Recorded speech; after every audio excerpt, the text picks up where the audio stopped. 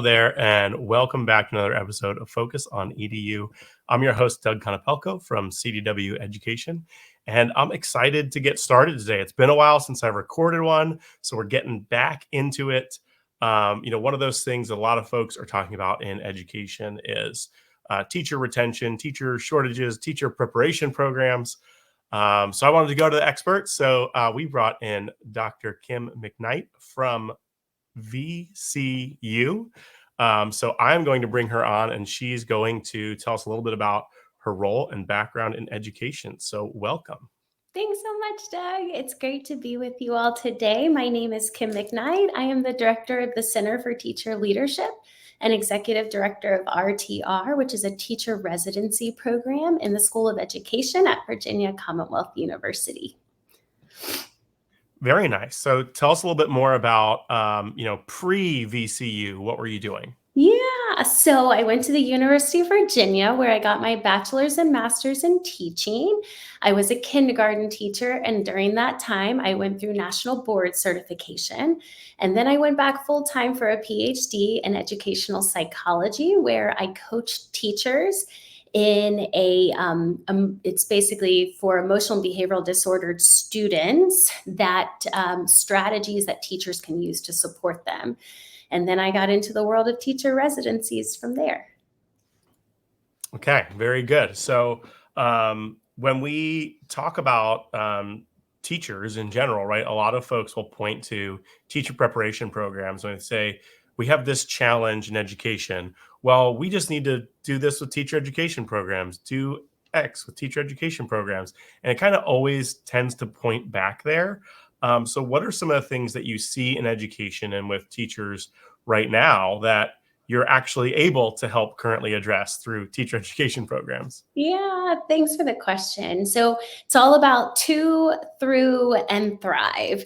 And as we think about to, how are we trying to get people to this profession? How do we get people through really strong preparation programs and then to thrive on the back end? And in that world of thrive, it's also how do we keep veteran teachers to remain classroom teachers? We see just as many veterans leaving, and how do we attract new people while also keeping the veterans? And so the way that we do this is earning while you learn is the newest catchphrase within education for registered apprenticeships for teachers.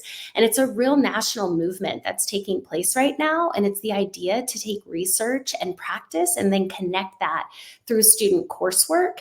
And then that idea that you are directly in someone's classroom, and it has to be a rock star teacher. You are taking that mentor and you are trying to help them grow the next generation of teachers. I often say that some of our best teachers are our worst mentors. And a big reason for that is teaching so personal. And so when you have someone share your classroom with you, that can be really tricky. And so for us, it's all about vetting the mentors in a way to say, when someone says, I want to change all the desks around, they're able to do that when a person says, of course, give it a try. And for us at RTR, we are the largest and longest standing teacher residency program in Virginia. And so for us, we want people to fail forward. And part of that has to do with this process of not only selecting really strong teachers to be mentors, but also attracting people, because we are paying people to become teachers. But the piece we've been missing up until this point is the salary and benefits. So we're really excited. In this past year, we now have teacher resident apprenticeships. And it's the idea that someone can be in a mentor teacher's classroom, get their degree paid for, and then they'll be able to have really strong preparation. So to me, that is really where we can start to see this shift. Well, I'm sure we both would have qualified as rock star teachers when we were in the classroom, I'm sure. But how does an idea like that scale, right? So you said you're the largest in Virginia. You said it's part of a movement. Mhm. So, what does it look like? Like how many teachers can you currently support in your program? And then what does that look like, if you wanted to 10x it? Yeah. So what's exciting is that for us, what really started about 14 years ago for the teacher residency, we began with U.S. Department of Education grants. We've had TQP, which is Teacher Quality Partnership. We've had SEED. We're now Hawkins recipients, and then also trying to think about state level grants. And so in Virginia, there's money in the General Assembly. It's a competitive grant that we go after each year. And for that, we've been able to scale what started with one school division, and now we're in 17 school divisions. And so, and in Virginia, it's districts, divisions, depending on what state you're in. But in Virginia, what we are trying to do for scaling is that we have really figured out that it's not just about supporting the resident or supporting the mentor, it's about supporting the payer. And so we have what we call residency coordinators who are just amazing educators who are supporting the partnership. They're there to support that future pre-service teacher as well as the veteran teacher. And a full-time person can support about 15 pairs. And so as we think about scale, we're trying to ensure that we can either have hourly coaches, we can have full-time coaches, but it's all about that preparation on the front end. And so for us, we take about this year about 60. Next year we'll have close to 100. And so for us, we've really figured it out in about 14 years. So when we talk about scale, for us, it's all about ensuring we have that really strong vetting process to both make the best future teachers for those veterans to be the mentors. And then we need to ensure that you have checkpoints all along the way. So for us, we call it a gradual release of responsibility, where a person's going to take on one subject, two subjects, half the day. Then by the time they're getting to the spring, they're doing what's called solo teaching. And that mentor teacher sits outside of the classroom, comes in, does observations and leaves. And so that's really for us, the scalable piece is the idea that for quality control, we can scale it up, but we want to make sure we're finding people from the community. So we often use retired educators, people who might have left the profession, but still really want to stay involved in education. And then also full-time individuals that we've used graduate students, we've used teachers that are taking breaks, but also teachers that are in the field, but might have some release time. Very nice. So you've been in and around education and teaching and teachers for years. What is one thing, if you had to choose one, that you wish all teachers knew or could do in the classroom? Yeah, I love that question. And I think for me, I really believe teachers have power. They have far more power in their classrooms than they realize. And as a mom of two young kids, I often will say that teachers have the power in what they do and what they say. And you have the ability to build someone up or break them down by what they say or what they do. And that's really where this idea of taking a pause before you say things, as well as really feeling properly supported and prepared to meet the needs of all the students. Because often, if you're really stressed or you're unable to manage a classroom in a way that meets building the relationships, meeting the needs of students, often things happen in classrooms that are very detrimental. And that's really where this idea of power, I can remember things that teachers said and did from my elementary school days. And you can talk to almost any person and they'll say things that they remember a teacher saying or doing, both in good or not so good ways. And so that's a big piece of the work that we do in teacher preparation is that I like to joke that feedback is love.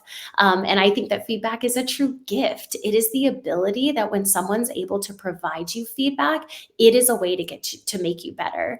And kids, they can see into your soul. They know if you're good people.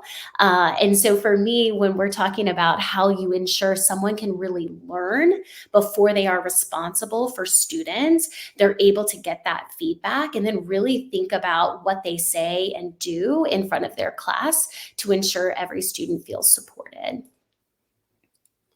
Very nice. So one of the things that I mentioned in the beginning, and I know we've been talking a little bit about, but when we talk about the teacher shortages, right, is something that folks are talking about a lot right now around education. We have them here. I'm sure you have them there. They're just everywhere right now. So, what are some things that you feel like we could do, or things that different programs could put in place to help support teachers staying in the profession? Yeah. So I think a big piece is professionalizing the profession. You and I both know teaching's one of the hardest but most worthwhile jobs, and so you can't talk about this without talking about teacher pay. And teaching works, as I like to think, is that student learning conditions are teacher working conditions, and so those two things go hand in hand. And so we need to ensure that the teacher working conditions can help the student learning conditions. And so it's not just about pay, though. It's also about the building, about their breaks that they receive, about how we are giving them time to actually plan and reflect and take breaks and have their mental health be front and center in the conversations too. And I think the other piece is, how do we start to think about the respect level for the profession? Imagine if we changed the whole system and we only allowed the top 10% to become teachers. Now, again, that could sound, someone could argue, oh, but we need more than that. And that's 100% accurate. But if we thought about how doctors and lawyers and professional athletes are treated, imagine if teachers were also put on that same, just respect level. And I think of it also from how we want to make sure the military are trained and they get to have their college paid for, and then there's a lot of benefits. Imagine if teaching also had similar things. And so for me, that's one of the pieces around the teacher shortage. But we also have to make it affordable. And so in the days are gone as far as people paying to become a teacher. We really need to start to focus on this idea that you reduce the financial barriers, give them wraparound supports and strong preparation. We're going to pay for it either on the front end or the back end. So we might as well go ahead and really invest in the future workforce for education. Love it. Love it. A lot of positivity going on here, Kim. A lot of positivity. With that, we're going hopes and dreams. So what gives you hope for the future of education? Yeah, so I'd say the thing that gets me really just, it's the dreamy world, but we're seeing it actually take place, is a story of Prince William, which is in Virginia. It's the second largest school division in the state. And there are partners that are in Prince William that I have worked with for a long time. And when this partnership started was just a couple of years ago. And the woman that's really been spearheading this is Shelby Elliott is her name. And she works in licensure and human resources. And her boss is Donna Eagle. And I say these names because I think that it tells you again that it's the power of one or two individuals who believe in something. And so we started this expansion of RTR, which is about 2 hours away from Richmond. So it's in the Northern Virginia area and kind of near DC. And when we first started, it was unpaid. And we have this fabulous recruiter on our team named Sabrina Evans. She's a graduate of RTR. And I tell everyone, if you really want to sell this program, talk to Sabrina, because she is the person who just knows the power of strong preparation and mentorship. And she's the one who also has this incredible social media presence that can just really talk about the stories of these teachers. And she makes the flyers. And so that's all connected to this story, because when we first expanded, we only had our graduate level program. And for our graduate level, we train special education, elementary, secondary teachers, but all of these individuals already have a bachelor's degree, and it was also unpaid. And so Prince William, with this powerhouse of female leaders that are in there, including Dr. McKnight, who is their superintendent, were able to really work hard behind the scenes to get a lot of money in their local budget to ensure that each of the residents that were in our program would be able to get paid. But that was after our first cohort. And so I tell the story because we started with 6 at the graduate level. We put the flyers out. We said, we'll pay for your degree. And that's where it started. The difference of recruitment from that group of graduate students, and then the money was approved in the local budget. And then we were able to say, you can earn while you learn And we're going to start at the associates to bachelor's pathway. So now individuals can become teachers who have an associate's degree, and then over 2 years in 2-year long clinical placement with a mentor teacher, they will get a salary and benefits. They will get their degree paid for. And how all of our service agreement works is you must commit for 3 additional years. So the difference, the flyers didn't change. The words on the flyer changed, but the difference between recruitment for the graduate degree to the undergraduate degree was only 3 months. And I told you, we were able to get 6 at the graduate degree. In 3 months later, when we posted, we were able to get over 300 people to apply. And so what this tells me is that it's not that there are people who don't, that there are a lot of people who want to be teachers. It's just a matter of ensuring that we are able to provide them the opportunity to be a teacher. And so that's the piece for me that gives me a lot of hope. And we're seeing that across all of our divisions that are now offering a salary and benefits, while we're able to use General Assembly funds as well as our federal grants to help on the residency side. All right, we've got 2 through and thrive. We've got earn while you learn. We've got student learning conditions, our teacher working conditions. We got all the notes for folks, right, sprinkled in there. So as we wrap up here, obviously in doing a bachelor's, master's, and PhD program in education psychology, and being in this space for a while, there's probably a lot of either people that you've met along the way that have influenced your work, resources, books, blogs, things that you read to keep you up to date.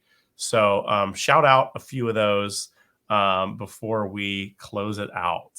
Thanks for the opportunity. So names, I will just go down the list. Gloria Latson-Billings, Baruti Kafele, Dina Simmons, Travis Bristol, Kim Bearden, some organizations, the National Center for Teacher Residencies, Prepared to Teach, the National Center for Grow Your Own, and then selfishly, teachrtr.org, O-R-G, for our website, if anybody wants to go and learn a little bit more about our program. And just, again, I'm thankful for this opportunity, and all of those amazing educators that I named, as well as these organizations, to me are really looking at the hopeful side of where we should and could be in the future of education. Well, thank you for taking some time and being on with us today and sharing your story with us. Thank you so much. Thanks for joining us today. Don't forget to like and subscribe so that you can be notified whenever we post new content. Looking forward to seeing you next time.